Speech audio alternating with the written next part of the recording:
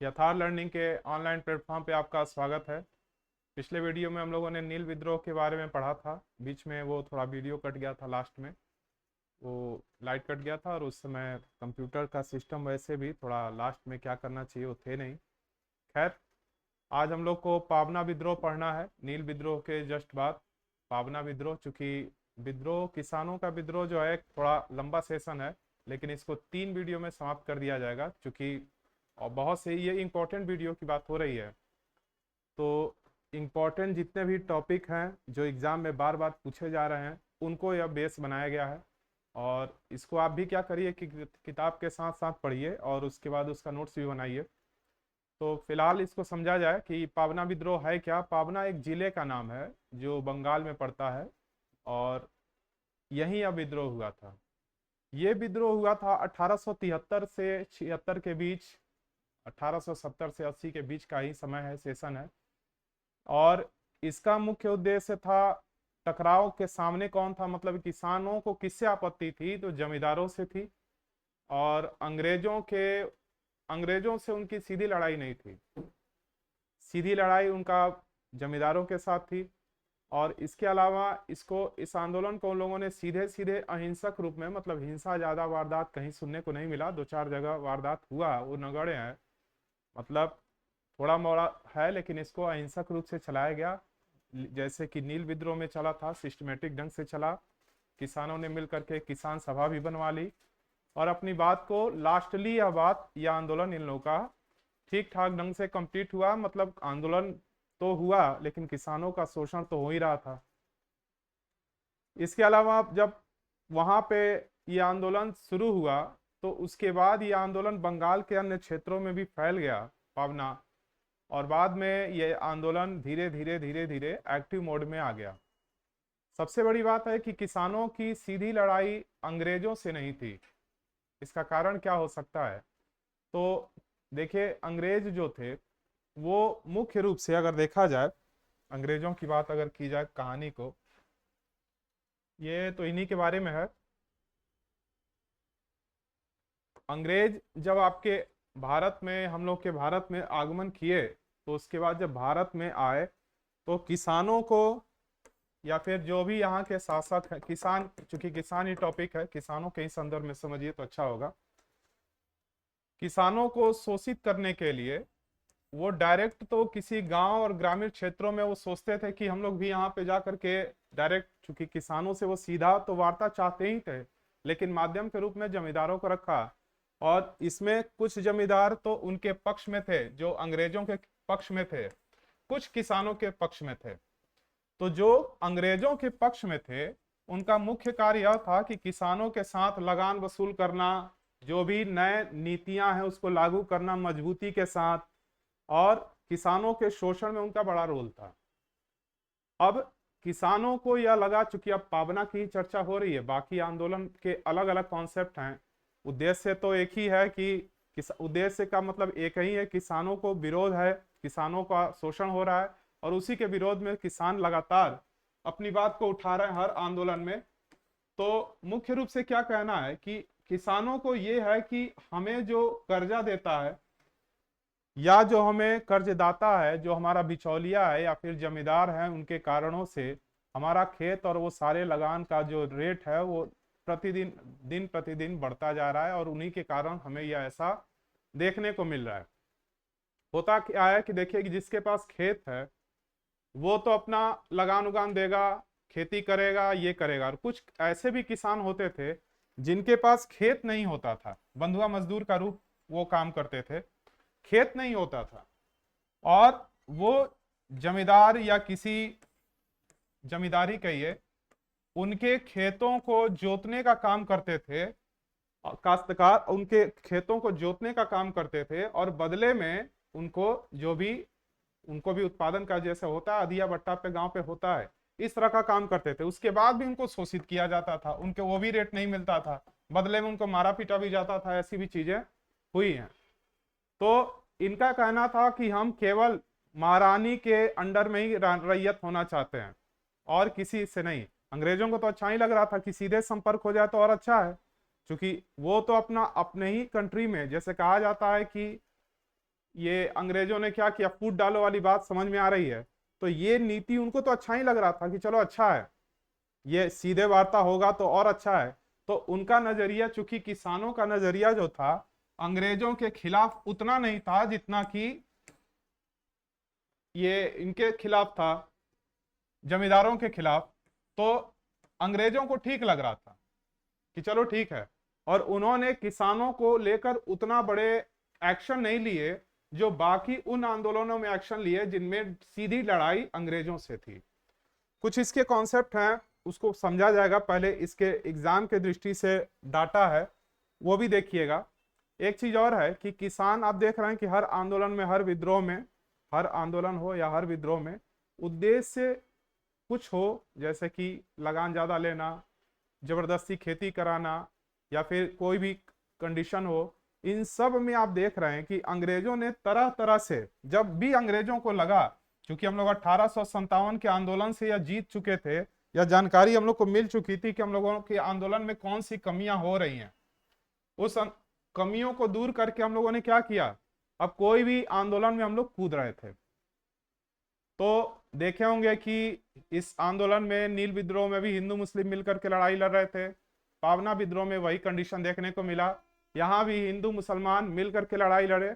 जबकि हिंदू पैट्रियाट जो बुक है, पुस्तक, उसमें आया है, रचना में आया था, मतलब लिखा गया था कि ये हिंदुओं के प्रति, ये मुसलमानों का मतलब एक बीच में तोड़ने वाली बात कही गई थी, जबकि ऐसा नहीं था। इसमें ऐसा कोई वार्ता नहीं था, हिंदू और मुस्लिमों ने मिलकर के इस आंदोलन में पूरी तरह से भूमिका निभाई थी। बाद में किसान सभा बनाया गया। किसान सभा का मुख्य उद्देश्य था कि हमको कोई शोषित ना कर पाए, इन जो भी जमींदार हैं उनके खिलाफ, जो कर्जा देते हैं उनके खिलाफ। क्योंकि आप एक तरफ से पहले खेती करा रहे हैं, किसान मजबूर हो जा रहा है, किसान तो वैसे भी परेशान होता है, कभी मौसम, कभी ये सिंचाई का अलग अलग का खर्चा वो कंप्लीट करने में नहीं था, उसके बाद आप लगान लेते हैं, हर जबरदस्ती वसूल करते हैं, तो ये सारी समस्याओं से पहले ही वो परेशान था। खैर, कुछ चीजें देख लीजिए उसके बाद इस पे, चूंकि लिखना भी इंपॉर्टेंट है। ये 1870-80 भी बोले हैं कि उसके बीच का बंगाल का था, ये डिलीट वाला उठा लिया और ये मिटता चला जा रहा है। 1870 से 80, एक चीज आप लोग देख रहे होंगे कि ये कलर कलर लिखा जा रहा है, ये कभी नीला कभी पीला, ये जानबूझकर किया गया है ताकि दिखने में थोड़ा सा अच्छा लगे, हेडिंग टाइप का दिखाई दे। तो देखिए 1870 से 80 के बीच का दशक है बंगाल के लिए, किसान आंदोलन का दशक था, क्योंकि इसमें कई इसके बाद भी आपको मिलेगा, अभी पागलपंथी विद्रोह है। तो देखिए बंगाल के पावना क्षेत्र में यह विद्रोह जमींदारों के शोषणकार के विरुद्ध था, ये तो है नहीं, ये तो मतलब बोला ही गया है। 1873 ईस्वी में जमींदारों के विरुद्ध पावना के यूसुफ शाही परगने में, यही क्षेत्र है, इन्हीं परगने क्षेत्र से पावना, ध्यान रहे यह एक जिला है बंगाल में, परगने में एक किसान संघ की स्थापना की गई। कब की गई है? 1873 में। उसके बाद किसान संघ का उद्देश्य क्या था? इस जो संघ बनाया गया है इसका मुख्य ऑब्जेक्ट क्या था? लगान की अदायगी किसानों द्वारा ना करना तथा साहूकारों, ऋणदाताओं के पास रखे पत्र इत्यादि को छीन कर नष्ट कर देना। जैसे मान लीजिए आपने कुछ किसानों के साथ, जो भी साहूकार हैं, जो आप मान लीजिए कहीं गांव में टैक्स करें, किसी से लेते हैं, वो सूद ब्याज पे पैसा गांव में होता है, तो पैसा जब लेते हैं तो कोई ना कोई एक छोटा मोटा दस्तावेज तो बनता ही है, और ये तो सरकारी तौर पे दे रहे थे लोग। तो ये जो भी दस्तावेज था किसानों को दिखा रहे थे कि देखो तुम नहीं दोगे कर्जा तो तुम्हारी जमीन ले लेंगे, ये ले लेंगे, वो ले लेंगे।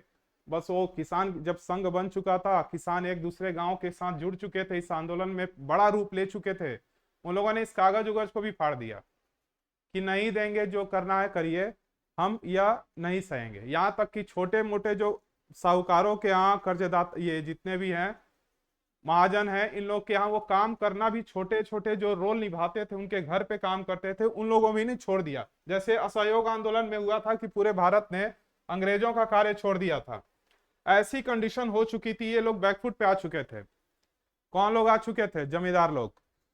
सभी जमींदार, देखिए एक चीज और है, कुछ जमींदार इनके पक्ष में भी थे, क्योंकि बहुत से बुद्धिजीवी लोग इनके पक्ष में भी थे। ऐसा नहीं था कि पढ़े लिखे लोग इन किसानों के साथ पावना विद्रोह में नहीं थे, हिंदू थे, मुस्लिम थे, सभी धर्मों के लोग मिल करके थे, यहाँ तक कि पढ़े लिखे लोग भी थे, कुछ हिंदू, आपके यहाँ का जितना भी समाचार पत्र है वो भी इसके समर्थन में था।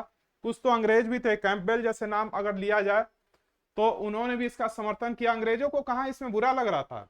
बुरा तो लग ही रहा है कि इनडायरेक्ट रूप से तो टैक्स वही वसूल रहे हैं, लेकिन ये उनको अच्छा लग रहा था कि किसान अगर हमसे सीधे जुड़ जाए तो और अच्छा है, और किसानों के नजर में हम दुश्मन नहीं है, तो उनको अच्छा फील हो रहा था कि चलो ठीक है, इनको मूर्ख बना रहे हैं लेकिन ये समझ नहीं पा रहे हैं हमको। ठीक है, आगे वाला देखिए। पहले इन सभी मुद्दों को चर्चा करने से पहले इन सबको देख लिया जाए। लिखा हुआ पढ़ना इसलिए इंपॉर्टेंट होता है, बार बार वही चीज समझ में आ जाए लिखा हुआ है क्या, नहीं तो क को ख समझेंगे कहेंगे पता नहीं क्या लिखा हुआ है। बंकिम चंद्र चट्टोपाध्याय और रमेश चंद्र दत्त समर्थक थे। वैसे तो केशव चंद्र सेन, शंभुनाथ, ये लोग इंपॉर्टेंट है, मुख्य लीडर हैं। तो बंकिम चंद्र चट्टोपाध्याय और रमेश चंद्र दत्त भी समर्थक थे, इन लोगों ने भी समर्थन दिया है।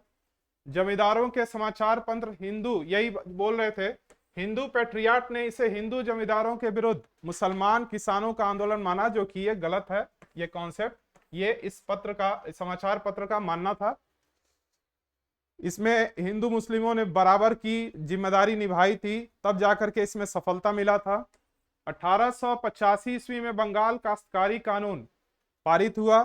इंडियन एसोसिएशन के सदस्य सुरेंद्र नाथ बनर्जी, ध्यान रहे सुरेंद्र नाथ बनर्जी, आनंद मोहन बोस तथा द्वारिकानाथ गांगुली ने किसानों की रक्षा के लिए मिलकर अभियान चलाया था। और भी लोग थे, मुख्य लोग ये थे। लेफ्टिनेंट गवर्नर कैंपबेल, इन्हीं की चर्चा बोले हैं, इस विद्रोह का समर्थन किया था।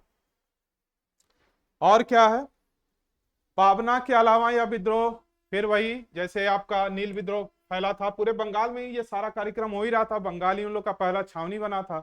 ढाका, मैमनपुर, बाकरगंज, फरीदपुर और राजशाही में भी फैल गया। और भी क्षेत्र हैं, मुख्य क्षेत्र यही है।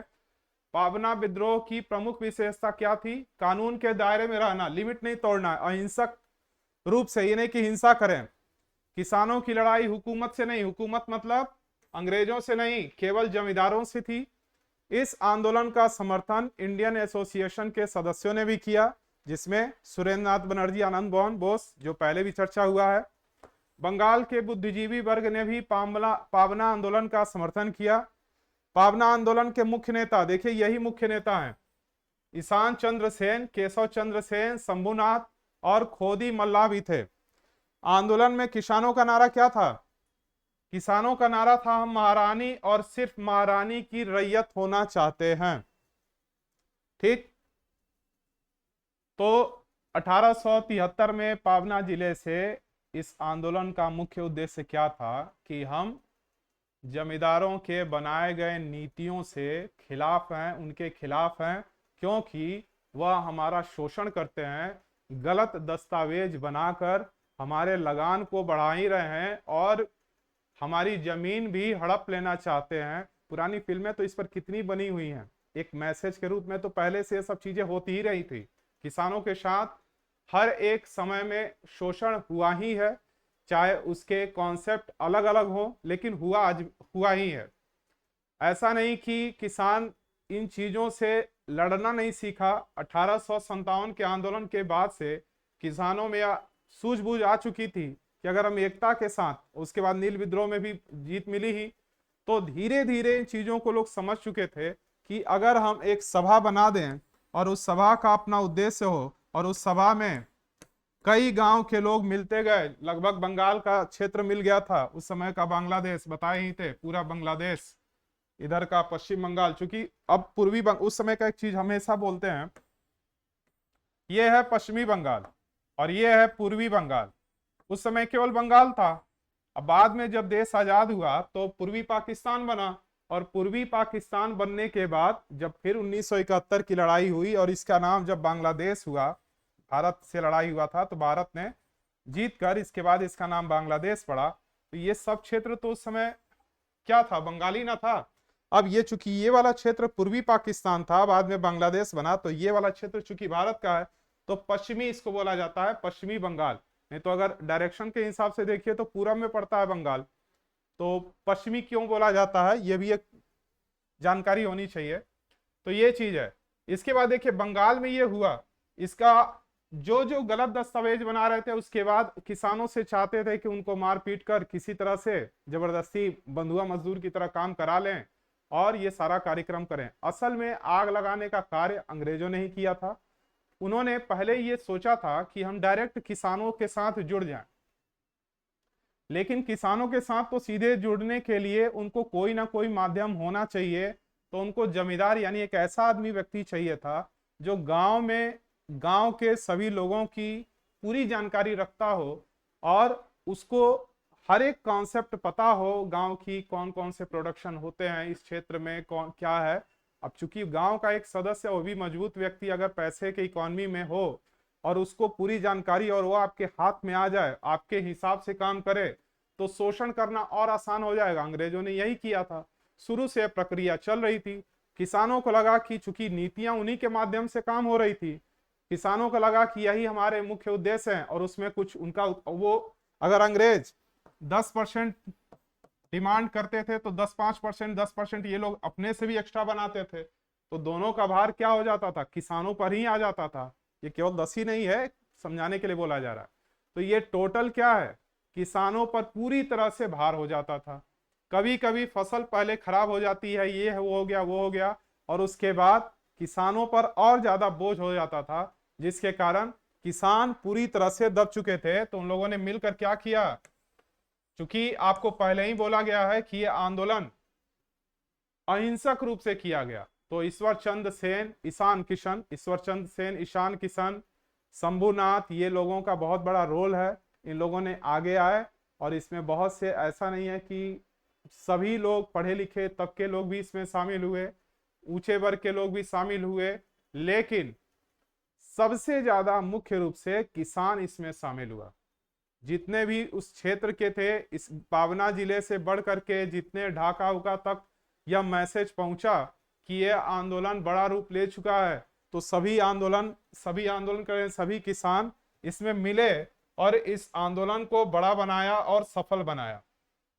एग्जाम की दृष्टि से इसमें डिटेल तो लिखने को आता ही है जीएस फर्स्ट पेपर में, लेकिन ये जितने डाटा हैं, कॉन्सेप्ट हैं, जितने कॉन्सेप्ट हैं, ये आपके सारे हैं।